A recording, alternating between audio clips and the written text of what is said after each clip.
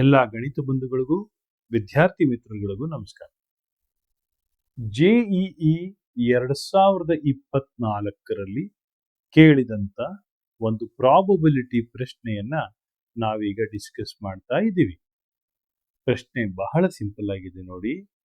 There are 3 bags XYZ. ಮೂರು bag ಇದೆಯಂತೆ XYZ. Bag X has 5 1 rupee coins. ಹೌದಾ?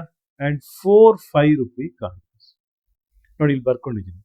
5 1 rupee coin, 4 5 rupee coin, ಅದು ಹಾಗೆ ಇರಲಿ. ಆಮೇಲೆ bag Y has 4 1 rupee coin, 5 5 rupee coin, 4 1 rupee coin, 5 5 rupee coin. Bag Z has 3 1 rupee coin, 3 1 rupee coin and 6 5 rupee coin, 6 5 rupee coin. ಆಯ್ತು.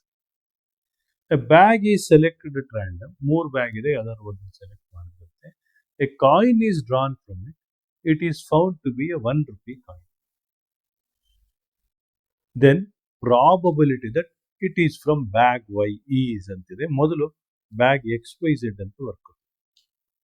ಇದಕ್ಕೆ ಬೇಯಿಸ್ theorem ಇಂದ ಮಾಡಬಹುದಾದ್ರೂ ಕೂಡ ನಾನು ನಿಮ್ಗೊಂದು ಶಾರ್ಟ್ ಕಟ್ ಕಲಿಸ್ಕೊಡ್ತೀನಿ ನೋಡಿ.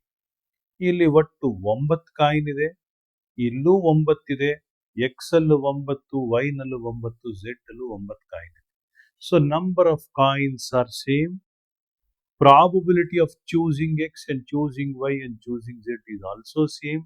ಇಂಥ ಸಂದರ್ಭದಲ್ಲಿ ನೀವು ನೋಡಿ, probability of drawing A coin from bag Y is total number of 1 rupee coin.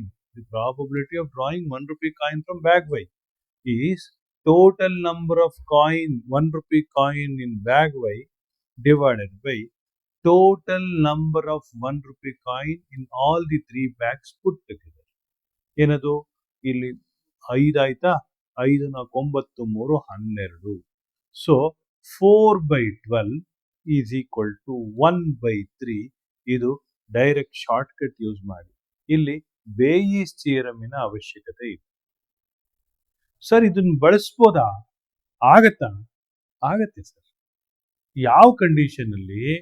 ಯಾವಾಗ total number of coins equal ಇದ್ದಾಗ ನೀವು ಇದನ್ನು ಬಳಸ್ಕೊಳ್ಳಿ, ತಪ್ಪೇನೂ ಇಲ್ಲ.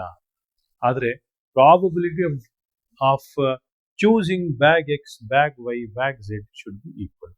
ಯಾಕಂದ್ರೆ ಇಲ್ಲಿ ಅವ್ರೇನು ಕಂಡೀಷನ್ ಹಾಕಿಲ್ಲ ಅಲ್ವಾ. ಹೀಗಾಗಿ probability of choosing bag X is same as probability of choosing bag Y. That is same as probability of choosing bag Z. Each of them are equal to 1/3.